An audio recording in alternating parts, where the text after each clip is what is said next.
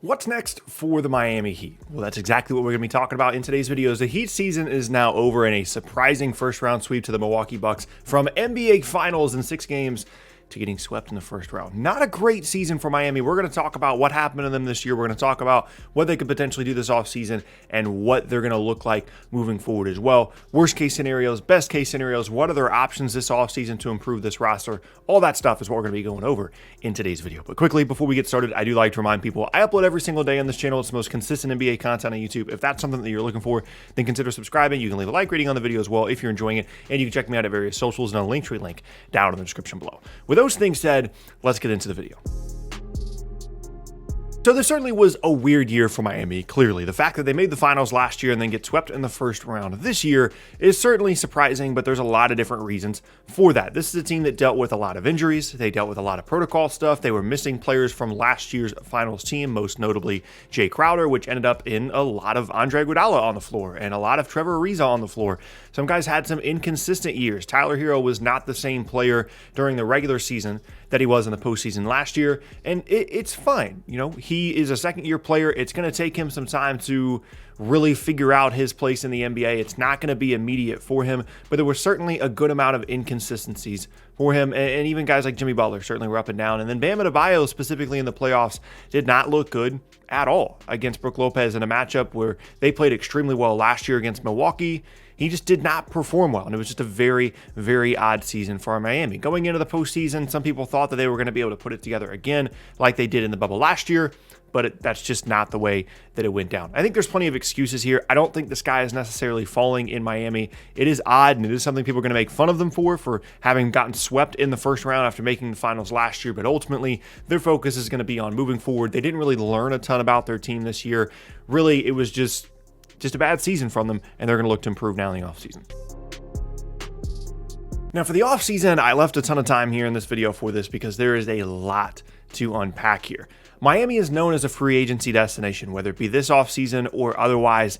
Their free agency pitches are pretty legendary, and they're always kind of in the mix for free agents, and that's the big storyline for a lot of people around this team going into this offseason, whether it be for Kawhi Leonard or someone else. Interestingly, though, when you look at their payroll, they're already committed to $112 million for this upcoming season, so they have no salary cap space. So some people are wondering, how are they free agency contenders? Well, they've positioned themselves for this over the last couple of seasons with some of their extensions, with some of the contracts that they've signed. Andre Iguodala and Goran Dragic both have team options, which is rare to see big number team options at this point. Most of the time it's a player option, but these are team options. So they have the right to turn these down and create salary cap space of about $30 million, so a little bit over. The problem with that, and why this free agency situation for Miami is so complicated, is the fact that they have some other free agents on their own roster that they kind of need to deal with before they try and go out and get anybody else. Kendrick Nunn, Victor Oladipo, and Duncan Robinson are all free agents this offseason, so their cap holds on the roster exist, and until they decide what to do with those players, they don't actually have that $30 million in cap space that would exist if they were to turn down the team options. So essentially, this is a multi-step process to create cap space for Miami. They have to first decline the team options of Andre Iguodala and Goran Dragic, and then they have to release the cap hold on Kendrick Nunn, Duncan Robinson, and Victor Oladipo. And then they would have salary cap space, but they also would not be able to go over the salary cap to re-sign any of those 3 of their own free agents. Now let's go over the situation of those 3 free agents individually. Victor Oladipo, it almost seemed like it was a done deal by the middle of the year that Victor Oladipo was going to sign with Miami in the offseason, and so they went ahead and traded for him, and they basically gave up nothing as it relates to the future of their team. And the weird question here is, does Miami even want Oladipo specifically on some kind of a bigger contract? I really, quite frankly, I don't know. I don't know if there's a mutual interest here just based off Victor Oladipo's health. He's already dealing with an injury that's going to go into next season. He did not look good in the games that he did play in Miami. He didn't look good really at all last year with the exception of a small little stretch in the beginning of the season. And I just don't know if he's someone that Miami has as a part of their long-term plan. I will say that he is one of the few options that they have to raise the ceiling of this team. If he can somehow get back and get fully healthy, he's a great fit for this roster and can certainly raise the ceiling of this group. And so just with that mindset in mind, they might want to retain him. but they're not going to be throwing $25 million a year at Victor Oladipo. His free agency value has decreased to the point where I would be shocked if that's a deal that he ends up signing, and he's a very, very interesting free agent. I would imagine that he would end up coming back to Miami, but the number that he's going to make, I'm unsure of, and what's probably going to end up happening is unless someone comes out with a significant long-term offer for Oladipo, he's just going to try and roll over his free agency until next offseason, sign a 1-and-1 deal, and try and have a better year next year and then cash in on free agency the following season. This is the guy that made an All-NBA team a couple of years ago. I don't know that he's going to settle for like 4 years, $20 million. You know what I mean? So it's going to be something where he's probably going to want to bet on himself and try and be a free agent next offseason. And it's probably going to be Miami, but it's very difficult to tell. The other two guys are restricted free agents. They're both younger players, Kendrick Nunn and Duncan Robinson. There's been rumors and reports that Kendrick Nunn is going to get offers in the range of $15 million a year. I would be surprised if that's the case. He's a nice scoring guard, but there's just not enough teams with cap space around the league to necessitate that level of market value, especially when there are other guards, guys like Lonzo Ball, in restricted free agency that I would argue you would rather have because of their impact on both ends of the floor. And so that even further decreases the number of teams that A, would be interested in giving Nunn that number, and B, would actually have the ability to offer him that contract. I don't know what Miami's plans are with Kendrick Nunn, but I would imagine he's going to get himself a nice second contract, but in the range of $15 million a year seems excessive. Duncan Robinson, though, is probably the most important to this roster unless you're counting on the upside of Victor Oladipo. He's really important to what they do. He's a really good shooter, and yeah, he's been exposed a bit defensively in certain matchups in the postseason, but he's still someone that they certainly would like to retain, and seeing what kind of number he gets is going to be really, really interesting.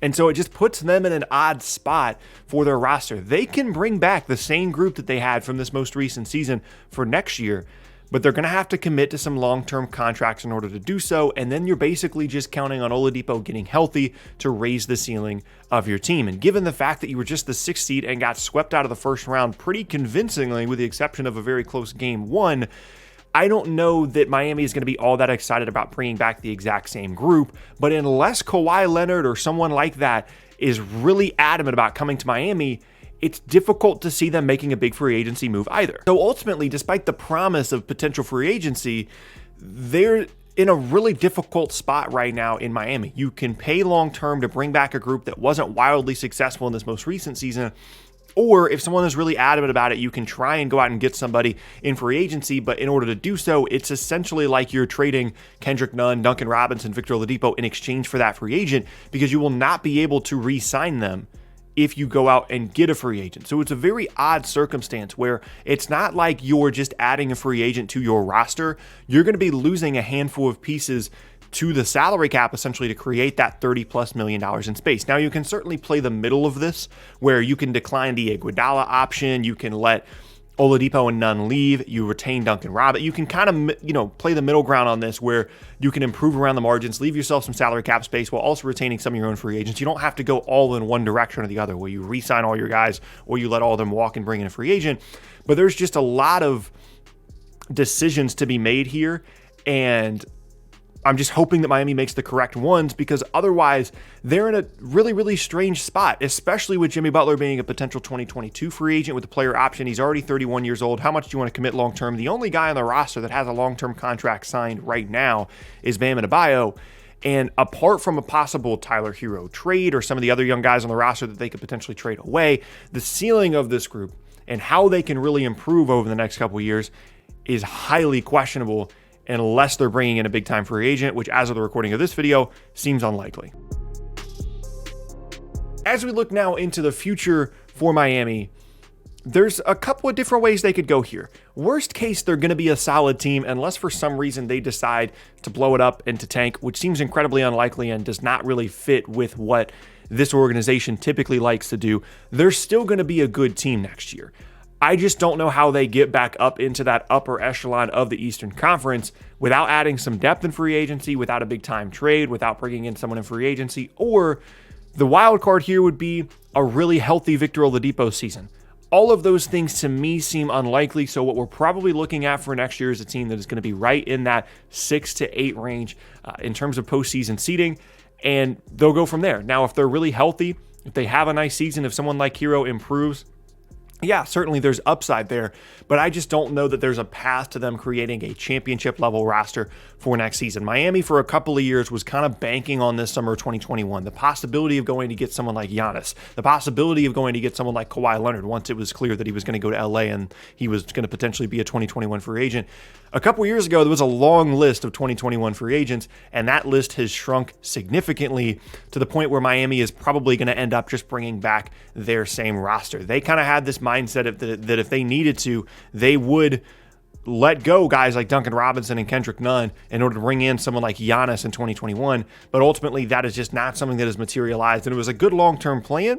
It just doesn't always work out that way. And so ultimately, what we're probably looking at for the next couple of seasons in Miami, assuming that Jimmy Butler is retained and stays in Miami in the 2022 offseason, is a solid team, a team that is going to have some opportunities for improvement if they want to make a trade with a trade hero and some picks in exchange for whoever the next unhappy star is. It's still Miami. It's still a respected organization, but specifically for this offseason, there's just not a ton of avenues for improvement, despite all the rumors kind of flowing around the free agency stuff. But as we all know, that free agency stuff can change very, very quickly. So you never know. Maybe they will end up making some kind of big significant move. Maybe Kawhi does end up going to Miami. But as of the recording of this video, it seems like we're looking at the same old Heat for next season.